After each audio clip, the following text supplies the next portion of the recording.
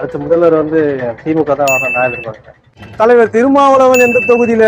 ஸ்டாலின் தான் வரும்னு எதிர்பார்க்கிறோம். நாம் தமிழர் கட்சி சீமான் வருவாருன்னு எதிர்பார்க்கிறேன். எடப்பாடியார் தான்.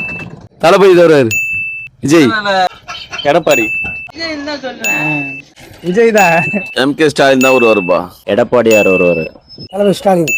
அடுத்த முதல்வர் எடப்பாடியார் தான். யார் வரணும்னு விஜய் வரணும்னு நினைக்கிறேன். விஜய் தான். டிஎம்கே தான் வர சான்ஸ். திரு எடப்பாடி பழனிசாமி அதிமுக முதல்வராக ஆவார். விஜய் தான். அதுக்கு முன்னாடி விஜயகாந்த், இப்ப விஜய். சீமான் ஆட்டம். விஜய். ஸ்டாலின் தான். அடுத்த முறை ஸ்டாலின். ஸ்டாலின் தாங்க வருவாரு. ஸ்டாலின் தான் வருவாங்க. கண்டிப்பா தளபதி தான் வருவாரு. நான் பக்கா ஏடிஎம் காரன். விஜய் தான். விஜய். எடப்பாடி வருவாருன்னு தோணுது. சீமான் வந்தா நல்லா இருக்கும்னு நினைக்கிறேன். இதுல என்ன சந்தேகமே இல்லை, ஸ்டாலின் தான். திமுக தான் வரும். விஜய் கட்சி வரும். அடுத்த முதல்ல யாரு? ஸ்டாலின் தான். ஸ்டாலின் தான் வருவாரு. நம்ம விஜய். விஜய் வந்தா நல்லா இருக்கும்.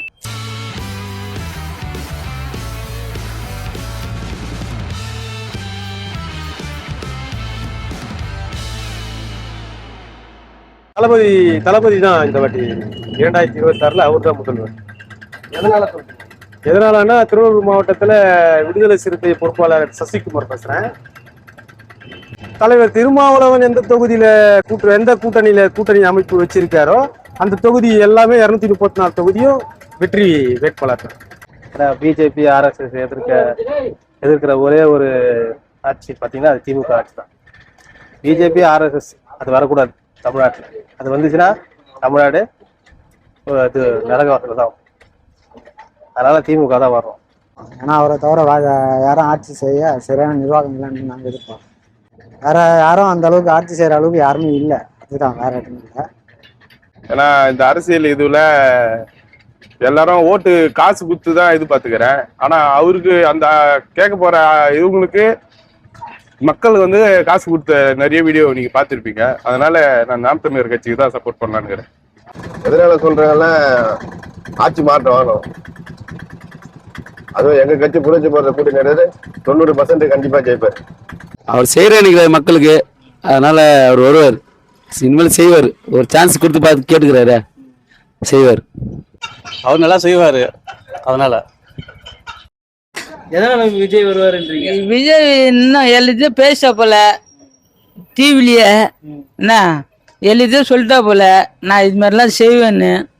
நான் வீட்லேயே கூட இருக்க மாட்டேன், முதல்ல ரோட்டில் தான் இருப்பேன் அப்படின்ட்டு போல. அப்புறம் பண்ணேன், அவ்வளோதான். விஜய் பிடிக்கும் தலை. ஒரு வாட்டி மாற்றம் வரட்டா? கேண்டிடேட்டே சரியில்லை.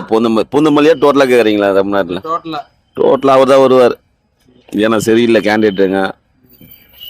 ஏடிஎம்கேல அவ்வளோ சொல்ற மாதிரி இல்லை எதுவுமே. திமுக தான் மீண்டும் வரும். நிறைய மக்களுக்கு நலத்திட்டம்லாம் தேர்தல் அறிக்கையில சொல்லியிருக்காரு. அதனால கண்டிப்பா இரட்டை சின்னத்துல அதிக வாக்கு பெற்று எடப்பாடியார் முதலமைச்சர் சீட்ல அமருவார். எதனால தளபதி ஸ்டாலின்? நல்லதான் சரி, அவரு கன்ஃபார்ம் வருவார். ஒரு சான்ஸ் கொடுத்து பார்ப்போம். வேற என்ன? நடிகருங்க ஏன் ஆள்ல? எம்ஜிஆரும் நடிகர் தான், ஜெயலலிதாவும் நடிகர் தான், இவரும் ஒரு நடிகர் தான். ஒரு இது கொடுத்து பார்ப்போம் சான்ஸ். ஜெயிக்கிறாரா ஜெயிக்கல. ஆனால் என்னோட ஓட்டு விஜய்க்கு தான். 50 ஓட்டு அவருக்கு தான். ஜெயிக்கிறார் ஜெயிக்கல, அவர் நல்லது செய்யறா செய்யல, ஒரு சான்ஸ். அதே இவ்வளோ வருஷமா மாத்தி தான் போட்டுன்னு இருக்கிறோம். ஒரு வித்தியாசமா போடணும் தான்.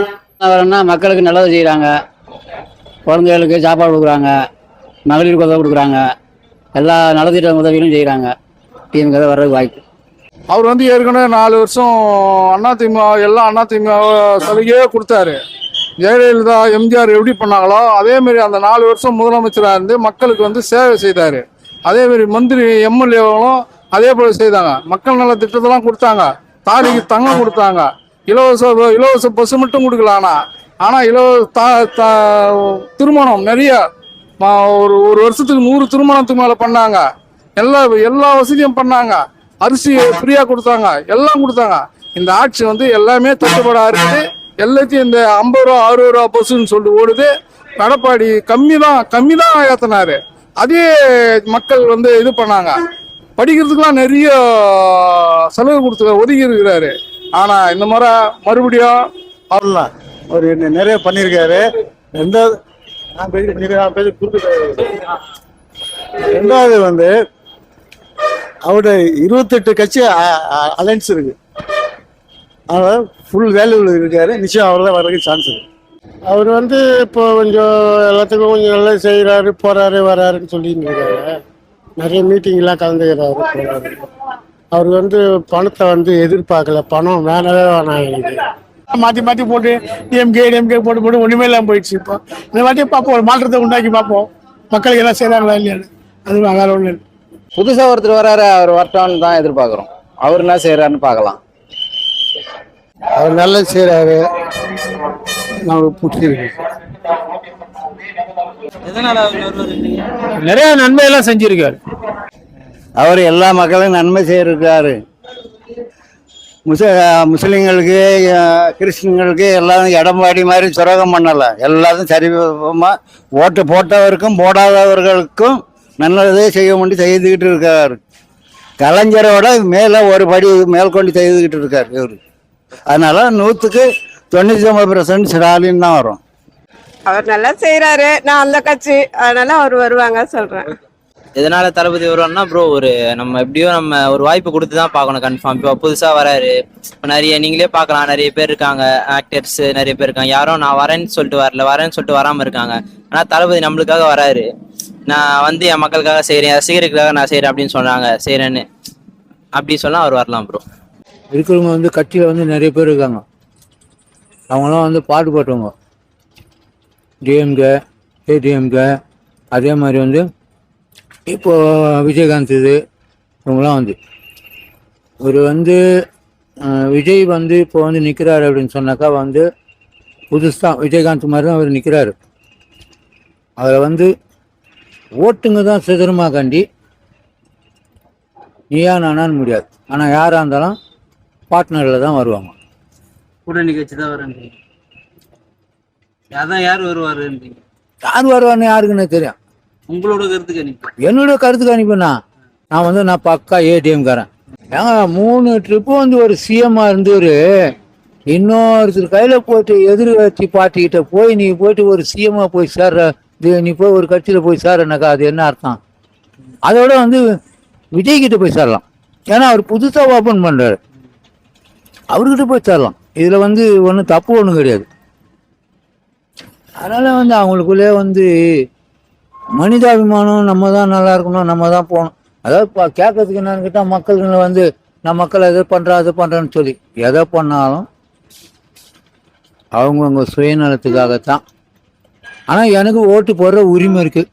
அதை நான் யாருக்கு போடணுமோ அந்த நேரத்துக்கு என் மனு தட்டிக்கிறதாம என் ஓட்டு போட்டுருவேன். கை வச்சா கஞ்சி, புல் வச்சா புல்ல. உண்மையில சொன்னால் அது தேவையில்லை. நம்ம கையிலேயே நம்ம திறமை இருக்குது. அடுத்தது நம்ம ஓட்டு போடுவோம், அவன் இது கொடுப்பான், இது முக்கால் தானே. அது சுய புத்தி, சுய அறிவு, சுய உழைப்பு இருந்தால் நல்லது. உன் விருப்பம் எவருக்குள்ளோ அவங்க ஓட்டு போட்டுப்போம். அவன் நன்மை செய்யலாம் செய்யலை, நல்லது செய்யலாம் செய்யலை, என்னோட தீர்ப்பாக தான். உன் விருப்பம் என்னவோ அதுக்கு நீ ஓட்டு போடும். அவன் செய்ய நீ எதிர்பார்க்க. யார் வந்தாலும் பொதுமக்கள் செய்ய போகுது. அவன் கஷ்டப்படாத கஞ்சி, புரியுதுங்களா? நான் ஆட்டோ ஓட்டினா எனக்கு சாப்பாடு, இவன் கொத்தனார் வேலைக்கு போனா சாப்பாடு, 4 பேர் வேலைக்கு போனா சாப்பாடுன்னா எவன் வந்தால் அவன் சம்பாதி தான் பார்ப்பானே தவிர பொதுமக்களுக்கு எவனை எதுவும் செய்ய மாட்டானுங்க. அதான் உண்மை. அதான் அரசியல், அவனுக்கு பண்ணுற அரசியல். சரிங்களா? அதான் நடக்கிறது நடுமை. அவர் கரண்ட் அஃபேர்ஸ் நிறைய தெரிஞ்சு வச்சிருக்கு. அவர் பேசுகிற விதம் நல்லா இருக்கு. அவர் க்ரௌடும் நல்லா வருது. மற்றவங்கெல்லாம் வந்து அவருடைய ஸ்டேஜை படம் பிடிச்சு அவங்க ஸ்டேஜ்னு சொல்லிக்கிறாங்க. விஜய் சாருடைய ஸ்டேஜை படம் பிடிச்சு ஸ்டாலின் அவருடைய ஸ்டேஜ்னு சொல்லிக்கிறாரு. அது உண்மை. அப்படின்ற போது உண்மை ஜெயிக்கும். ஏன்னா முன்ன செஞ்ச 10 வருஷத்துக்கு முன்னாடி செஞ்சது கணக்கு பண்ணுவான்ல. ஓட்டு போடுறவன் பூரா முட்டாள் கிடையாது. அவன் கணக்கு போடுவேன். இவங்க 8000 7000 கொடுக்குறேன்னு சொன்னதுனால போட்டு அதுக்கப்புறம் இன்னும் 5 வருஷம் எவன் கஷ்டப்படுறது? அதை யோசனை பண்ணோம்ல. நம்மளும் நம்ம பின்னாடி பொண்டாடி பிள்ளைய சந்ததியை பின்னாடி பேரம் பேச்செல்லாம் இருக்குது. அது வந்து கஷ்டப்படக்கூடாது. அது மாதிரி சும கூடும், வரி கூடும், எல்லாமே கூடும். வாங்கி சாப்பிட முடியாது. இதுதான் நிலைமை. அவருடைய கோட்பாடு நல்லா இருக்கு. அவருடைய அரசியல் தமிழ் தேசியம் ரொம்ப பிடிச்சிருக்கு. அவரோட பேச்சு பிடிச்சிருக்கு. அதனால அவர் மோரோவர் அவர் எடுத்து வைக்கிற புது விஷயங்கள்லாம் எனக்கு ரொம்ப பிடிச்சிருக்கு. ஸோ அவர் வந்தாருன்னா ரொம்ப நல்லா இருக்கும் எதிர்பார்க்குறேன். ஸ்டாலின் டிஎம்கே வந்து பலமான கட்சி. அவனோட கூட்டு சேர்ந்திருக்க எல்லாருமே பல வருஷ காலம் பலமான கட்சிங்க. அதனால அவன் ஒன்றும் பெருசா எதுவும் கெடுதல் பண்ண மாதிரி தெரியல. அதனால அவன் தான் ஜெயிப்பான். நிறைய பேர் போட்டிடுறாங்க. ஏன்னா எடப்பாடி வரவங்கிறாங்க, ஸ்டாலின் வரேன்னு சொல்றாங்க. யார் வரேன்னு எனக்கு இது ஒன்றும் புரிய மாட்டேங்குது. ஏன்னா போட்டி அதிகமாகிடுச்சுல்ல. போட்டி ஏதாவது 2-3 பேர்னா பரவாயில்ல. விஜய் வராரு, சீமான் வராரு, எல்லாம் வரனால கொஞ்சம் யோசிச்சு பண்ணி தான் செய்வாங்க. உங்களோட கருத்து கணிப்பு? என்னுடைய கருத்து கணிப்பு நான் எதுவுமே இல்லை. முதல்ல டிஎம்கேல இருந்தேன். இப்போ அடுத்த இதில் ஒரு முடிவு பண்ணல. டிஎம்கே தான் முன்னாடி ஓட்டு போட்டே இருந்தேன். இப்போ திரும்பி என்ன யாருக்கு போடன்னு தெரியல. திமுக இப்போ ஓரளவுக்கு பரவாயில்லப்பா. இப்போ முன்னிருந்ததை விட இப்போ திமுக கொஞ்சம் நல்லா ஆட்சி நல்லா பண்ணுறாங்க. எல்லாம் திட்டங்கள்லாம் கொண்டு வராங்க. அவரு சொன்னதெல்லாம் செய்யல. ஒயின் ஷாப் போடுற நேரம் மூடலை. பாலியல் பலாதம் ரொம்ப ஓவராகுது.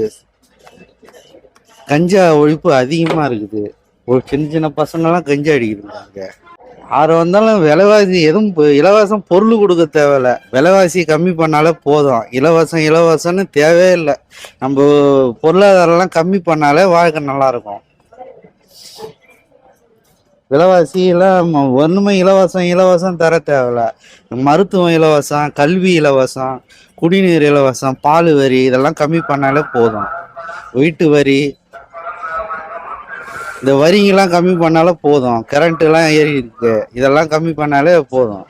ஏன்னா இலவசம்ன்றது தர தேவையில்ல. அவங்க குடும்பம் பார்த்து அழகாக வருவாங்க சம்பாதிக்கிறதுல. இலவசம் எதுக்கு? எல்லாம் கை கால ஆண்டு கொடுத்துருக்கான். இலவசம் இல்லாமல் இந்த மாதிரி விலைவாசி கம்மி பண்ணாலே போதும். நல்ல ஆட்சி யார் அமைப்பாங்களோ பண்ணலாம். சீமானும் நல்லா பண்ணுறான்னு சொல்கிறாரு. இது வருது மக்கள் தான் முடிவு பண்ணணும். எதனால அவர் சொல்றீங்க? எதனால வருவாருன்னா ஃப்ரீ பஸ்ஸு, படிக்கிற பசங்களுக்கு மாதம் காசு தராரு, காலேஜ் பசங்களுக்கு, லேடிஸுக்கு காசு தராரு, கொஞ்சம் உதவியாக இருக்குது. எல்லாரும் செஞ்சாங்க. ஒரு சான்ஸ் கொடுப்போம், வேற ஒன்றும் இல்லை. 2வது எனக்கு பிடிச்சிருக்கு, அதனால நான் கண்டிப்பாக அவருக்கு தான் போடுவேன். நல்லா இருக்கும். நீங்க நினைக்கிறீங்க? உங்களோட கருத்து கணிப்புக்கு தான் யார் நாட்டுக்கு நல்லது செய்யறாங்களோ அவங்க வந்தா நல்லா இருக்கும். ஆமா, இப்போ இருக்கிறவரு செய்யறாரு இல்லைன்னு சொல்ல. அவர் வச்சு இருக்கிறவங்க தானே சாப்பிடுறாங்க. நாட்டு அப்ப ஜனத்துங்களுக்கு செய்யலையே சரியா. அவர் செய்ய சொல்றாரு, இவங்க செய்யலையே. புதுசா யாருன்னா வந்தா நல்லா இருக்கும். வந்தா செஞ்சா நல்லா இருக்கும், இல்லைன்னு சொல்லல, செஞ்சா நல்லா இருக்கும். இப்போதைக்கு இந்த சிஸ்டம் வந்து சுத்தமாக சரியில்லை. எல்லாம் போதைப் பொருள்லேருந்து எல்லாமே நடக்குது தான். ஆனால் விஜய் வந்து அவர் நிற்கிற இடத்துலலாம் ஜெயிச்சிருவார். ஆனால் சுற்றி இருக்கிற இடத்துல வந்து விஜய் நினச்சி இவங்க எல்லாம் செய்வாங்க அப்படின்ட்டு நம்பிக்கையாக மக்கள் எல்லாருக்கும் போடணும். அவங்க போட்டால் தான் ஒரு புது மாற்றம் வரும். ஒரு புதுசாக கொடுக்கணும். டிஎம்கேன்னு மட்டும் இல்லாமல் புதுசாக ஒன்று வரணும். எல்லா மக்களும் நாங்கள் கூட நினச்சின்னு தான் இருக்கோம். ஆனால் இப்போ இவர் வரும்போது நிறைய பிரச்சனை, நிறைய விஷயம் நடக்குது. ஆனால் இவர் வந்தால் நல்லாயிருக்கும். ஒரு வாய்ப்பு கொடுக்கலாம். நேசிக்கக்கூடிய ஒரு ராஜாங்க தமிழகத்துக்கு வரணும். அதே மாதிரி தேர்தல் அதிகாரி இருக்காங்களே, தேர்தல் ஆணையம், அவங்க வந்து நடுநிலையாக இருக்கணும். எந்த பணத்துக்கோ எந்த ஒரு திருடனுக்கும் மோசம் போகக்கூடாது. உண்மையாக இருக்கணும். ஏன்னா முதல்ல தேவ பயம் இருக்கணும்.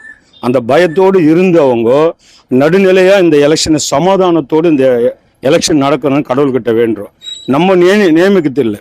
ஏன்னா வசனம் சொல்லுது, ராஜாக்களை தள்ளி ராஜாக்களை ஏற்படுத்துகிற ஆண்டவர் தான்.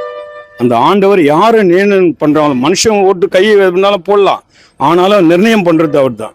இந்த மக்களுக்கு எல்லாரையும் நேசிக்கக்கூடிய ஒரு நபர் நம்ம தமிழகத்துக்கு ராஜா வரணும்னு நாங்கள் ஆண்டவரை வேண்டிக்கிறோம்.